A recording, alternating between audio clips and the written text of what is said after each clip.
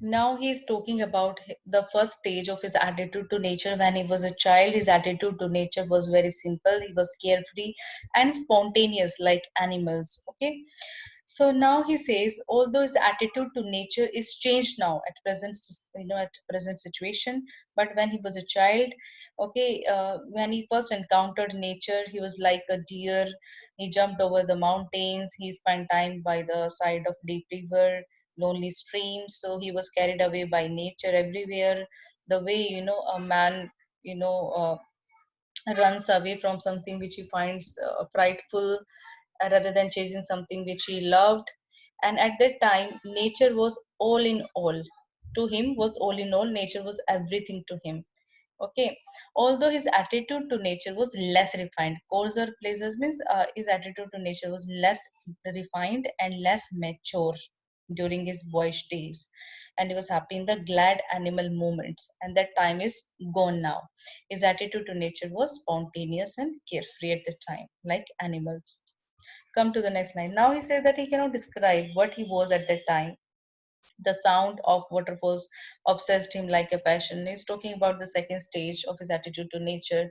When his attitude to nature in the second stage was sensual, he was attracted by the sights and sounds of nature. He was just concerned about the outward aspects of nature, outward beauty of nature. So he was impressed by the sound created by the waterfall, the rocks, the mountains, the deep and dense woods, forests, okay, the color and the forms of nature was like a appetite to him, was like a hunger to him. He was hungry for such sights and sounds and beautiful scenery. Okay.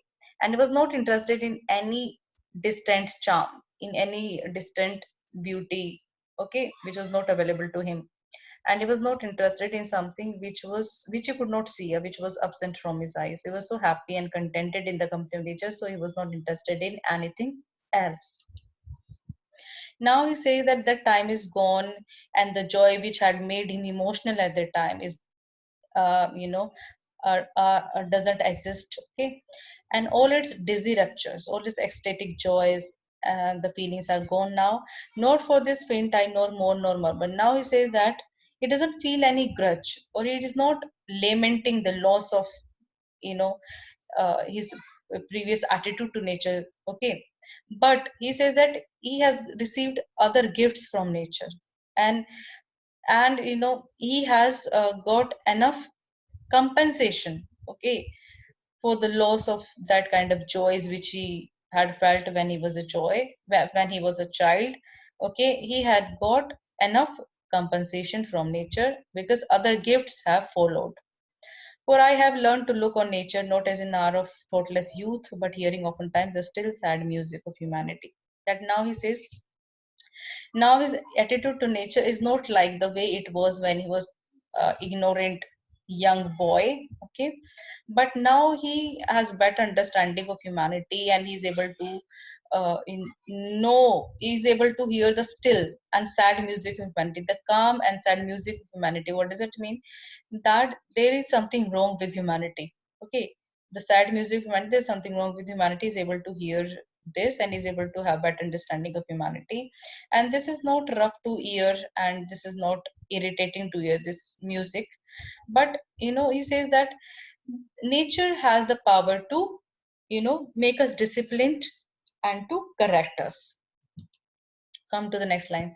Now he's talking about a kind of living spirit, a kind of divine spirit which he perceives in all objects of nature, is pantheism. Okay, he says that, and I felt a presence, a divine presence that lives among all objects of nature, and that makes him happy with noble thoughts, and thus applies noble thoughts to his mind, a sense sublime of something far more deeply interfused. Now he says that there's a divine spirit, okay, God living in all objects of nature, intermixed with all objects of nature, and which lives in the light of setting sun, and ocean and the air, blue sky, in the mind of man, emotion and the spirit that impulse all thinking things, all objects of all thought, and rolls through all things. Now he says that there is a divine spirit which is present in all objects of nature, including human beings.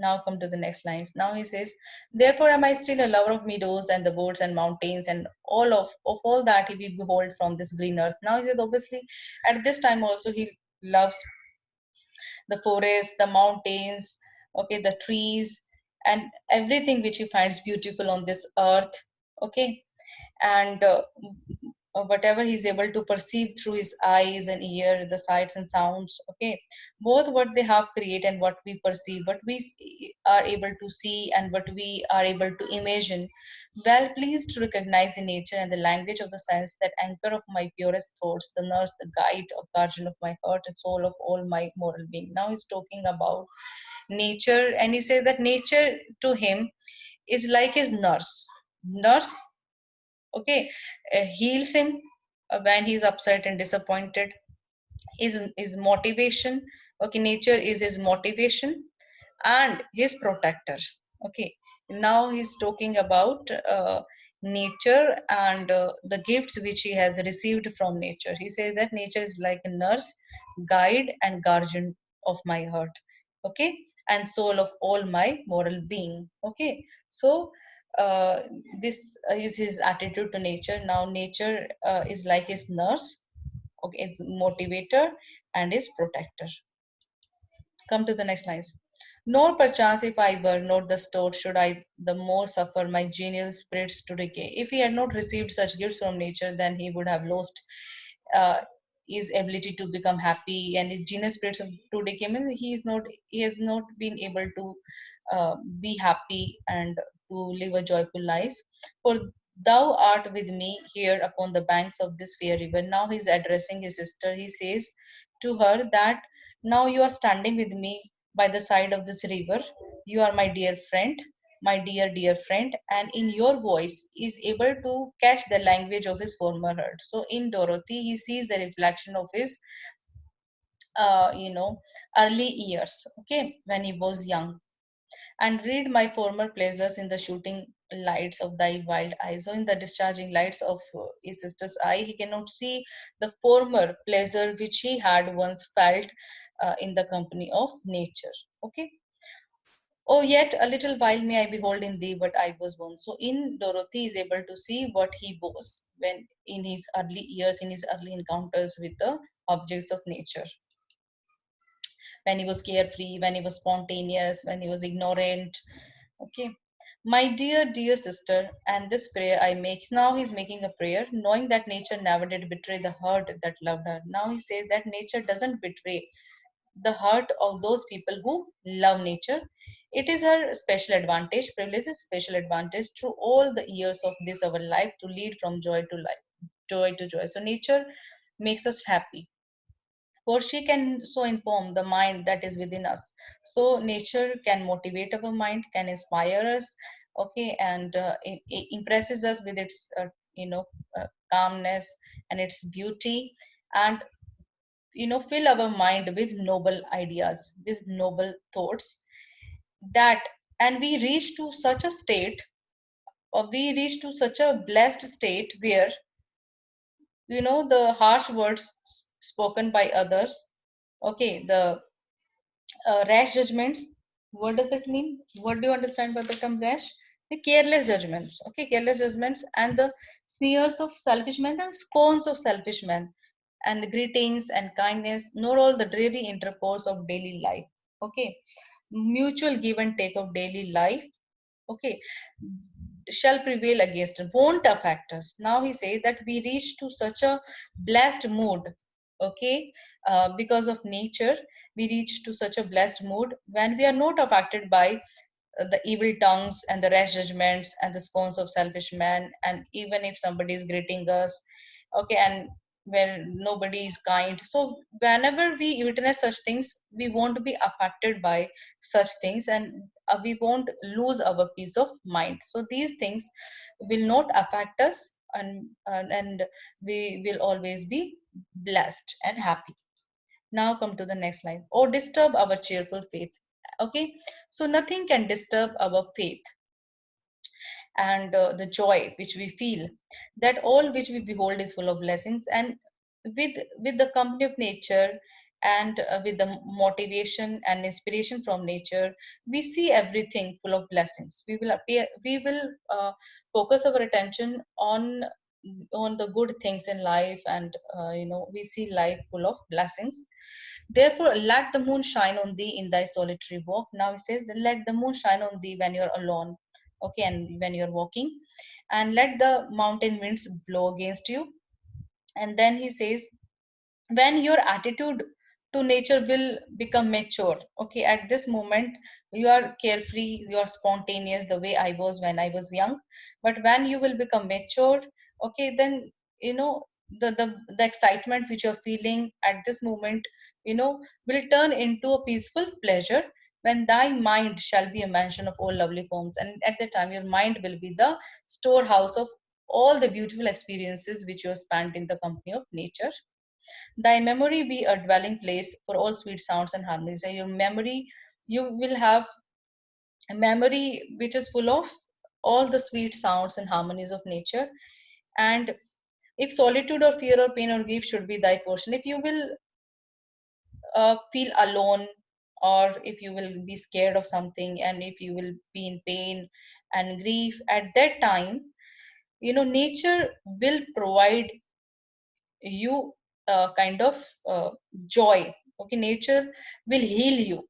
Nature has the tendency to heal you when you are upset, when you are disappointed, when you find yourself alone, and when you feel pain. So nature will heal you. Okay, of tender joy will thou remember. At that time, you will remember me and all my instructions. Okay, at that time, when your mind will be restored to peace because of the beautiful memories which you have spent in the company of nature, and at that time you will remember me and my instructions. No, by chance, if I should be there, I no more can hear thy voice. And in case if I won't exist on this earth at that time, when you become mature, okay, nor catch from thy wild eyes these glimpses of past existence. At that time I won't be able to hear your voice, or to see your shining wild eyes.